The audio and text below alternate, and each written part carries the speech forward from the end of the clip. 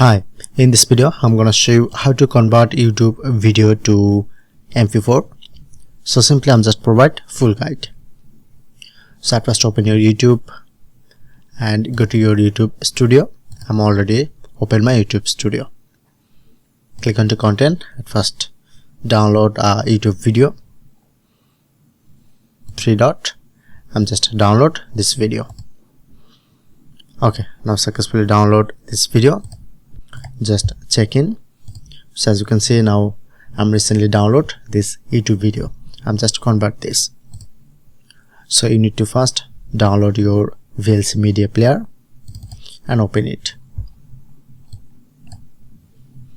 Press onto media, convert and save. Click on to plus option, add recently download YouTube video, select to open.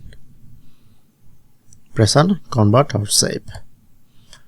Then showing it to this option, select convert and select the format.